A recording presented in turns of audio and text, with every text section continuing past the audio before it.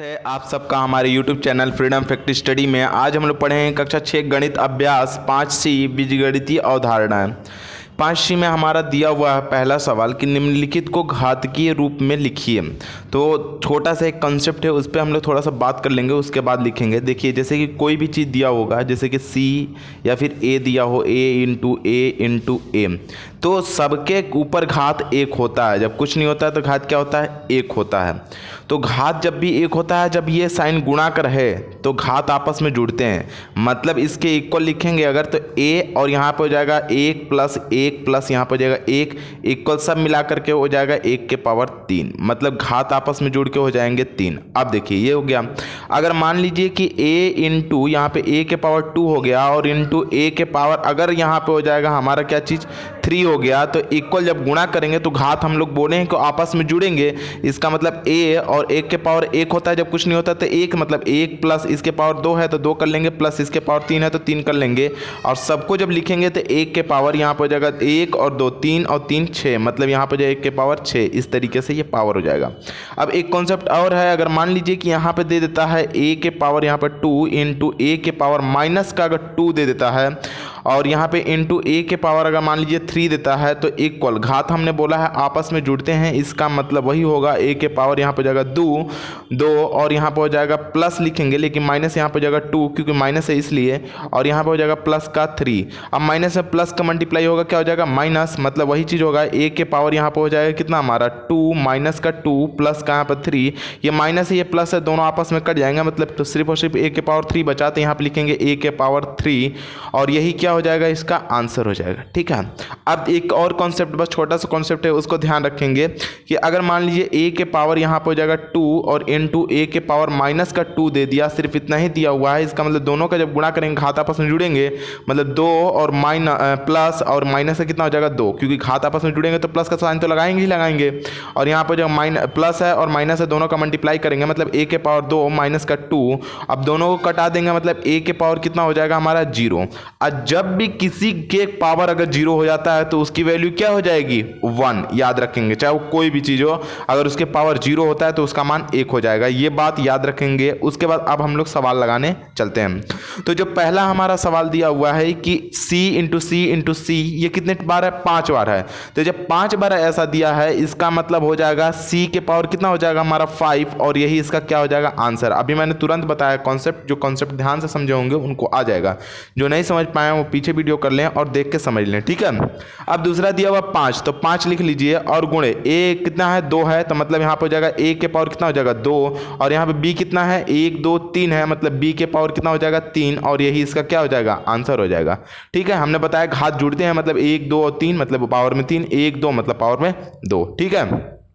अब देखिए इसमें क्या हमने बताया, जब कोई भी घात नहीं होता तो उसके ऊपर हम लोग 1 मान लेते हैं, मतलब ये भी 1 ये भी 1 ये भी 1, मतलब यहाँ पर हो जाएगा 7 के पावर कितना हो जाएगा 3, 1 2 और यहाँ पे 3। ठीक है। तो इस तरीके से ये आपका आ जाएगा तीसरा सवाल। अब देखिए जो चौथा सवाल हमारा दिया हुआ है T, तो यहाँ पर T कितना है 2 है, तो T के पावर कितना हो जाएगा 2, और यहाँ पर × है तो × लगा सकती हैं या फिर पॉइंट भी लगा सकते हैं।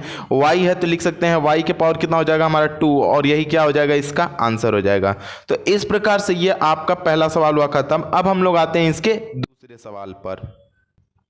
दूसरा हमारा दिया हुआ है कि निम्नलिखित को गुणा के रूप में लिखिए। तो जब हम लोगों को ये गुणा के रूप में था और हम लोगों को छोटे फॉर्म में लिखना था घातीय रूप में, तो हम लोगों ने ऐसे लिखा था। जब ये घातीय रूप में है, गुणा के रूप में लिखना है, इसका मतलब वही करेंगे। यहाँ पे A के पावर 2 है, मतलब कि A का 2 बार गुणा हुआ होगा A × A, और यहाँ पे B का 2 बार गुणा है, मतलब इन दोनों के बीच में कोई चीज नहीं है तो बीच में क्या लगा लेंगे गुणा। अब B के पावर क्या है 2 है, इसका मतलब B का 2 बार गुणा होगा B × B, और यही इसका क्या हो जाएगा आंसर हो जाएगा। सेम इसी प्रकार से 9 है तो 9 लिख लेंगे, गुणे A के पावर A कुछ नहीं है तो A के पावर 1 है, ठीक है, कुछ नहीं है तो 1 है तो 1 लिख लेंगे, गुणे B के पावर कितना है 2 है, तो मतलब B, और यहाँ पे हो जाएगा गुणे B, और इस तरीके से ये आपका क्या हो जाएगा आंसर हो जाएगा। अब तीसरा सवाल दिया हमारा, तो 10 हो जाएगा, गुणे A के पावर कितना है 3 है, मतलब सॉरी X के पावर कितना है 3, तो मतलब X गुणे यहाँ पे हो जाएगा X, गुणे यहाँ पे हो जाएगा X। Y के पावर कितना है 3 है, तो यहाँ पे हो जाएगा Y, गुणे यहाँ पे हो जाएगा Y, गुणे यहाँ पे हो जाएगा Y, और गुणे यहाँ पे हो जाएगा Y। फिर यहाँ पे Z के पावर 3 है, मतलब यहाँ पे हो जाएगा गुणे, यहाँ पे आगे आप गुणा लगा सकते सकते हैं, गुणा लगा देंगे और जेड गुणे यहाँ पर हो जाएगा जेड और गुणे यहाँ पर हो जाएगा हमारा जेड। इस प्रकार से ये आपका इतना बड़ा आंसर निकल करके आ जाएगा। तो आप देखेंगे समझेंगे तो लगा लेंगे, कोई विशेष नहीं है, ठीक है ना। ध्यान से देखिए, इसको समझिए, आप ऑटोमेटिकली हो जाएगा ये आपका आंसर, ठीक है। इसको प्रसारित करना है, जितना है उतना ही को प्रसारित करना है, बस उसा ही करना है। अब आते हैं हम इसके तीसरे सवाल पे।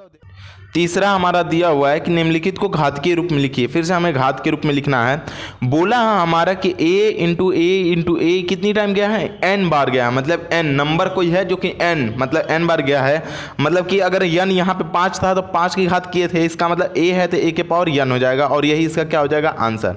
मतलब n बार गया है तो n बार पता नहीं है तो n उसकी घात लगा देंगे, वो पता चल जाएगा कि n बार है, ठीक है। अब दूसरा दिया हुआ है कि b के पावर n मतलब b के b मतलब b इंटू बी ये n बार गया है, मतलब b के पावर क्या हो जाएगा हमारा n और यही इसका क्या हो जाएगा आंसर। क्योंकि पता नहीं हो तो n बार ले जाएंगे, ठीक है। अब देखिए यहाँ पे 3 के पावर कितना हो जाएगा 2, तो यहाँ पे 3 के पावर क्या हो जाएगा 2, ठीक है। अब दूसरा क्या कर लेंगे, गुणे यहाँ पर हो जाएगा 4 के पावर कितना है 2, तो 4 के पावर कितना कर सकते हैं हम लोग 2। अब देखिए ये इन 2 लगा लेंगे, a के पावर कितना हो जाएगा 2, तो a के पावर 2 और यही इसका क्या हो जाएगा हमारा आंसर हो जाएगा आराम से, ठीक है। अब देखिए यहाँ पे हो जाएगा a यस, मतलब a यस तो ऐसे हो जाएगा। t के पावर कितना हो जाएगा 2, तो t के पावर कितना कर लेंगे हम लोग 2। इसको डायरेक्टली दिया हुआ एक व्यक्ति की वर्तमान आयु, तो लिख लेंगे कि व्यक्ति की वर्तमान आयु, ठीक ना, व्यक्ति की वर्तमान आयु, ठीक ना, आयु अलग हो जाएगा, उम्र से संबंधित है, आय a रुपये, ठीक है ना, ये बात समझिएगा, a रुपये। अब देखिए a रुपये वो कमाता है, प्रति वर्ष वृद्धि हुई, आय में वृद्धि हुई बराबर प्रति वर्ष, ठीक ना, आय में वृद्धि हुई बराबर वृद्धि, ठीक ना, हुई b गुना। तो इसका मतलब कि 3 वर्षों तक बढ़ेगा, तो 3 वर्षों में वृद्धि हुई बराबर 3 वर्षों में वृद्धि हुई बराबर देखिए एक बार हमारा आय प्रेजेंट टाइम कितना है a है, तो यहाँ पर हो जाएगा a। अब देखिए एक मतलब दूसरे वर्ष क्या हो जाता है कि b की वृद्धि हो गई, फिर तीसरे वर्ष भी मतलब 1 साल और भी b की वृद्धि हो गई, ऐसे 3 बार b की वृद्धि हो रही है। 3 वर्षों बाद उसकी आय मतलब b में 3 बार वृद्धि हो गई, b की 3 बार वृद्धि हुई। इसका मतलब ये हो जाएगा हमारा क्या चीज़ कि a और b का पावर कितना हो जाएगा 1 2 3, मतलब b के पावर कितना हो जाएगा 3 और यही इसका क्या हो जाएगा आंसर हो जाएगा। तो इस तरीके से ये आपका चौथा आंसर हो जाएगा खत्म। यदि आप लोगों को हमारी ये वीडियो अच्छी लगती हो तो प्लीज़ लाइक करें, शेयर करें और सब्सक्राइब करना बिल्कुल ना भूलें। धन्यवाद।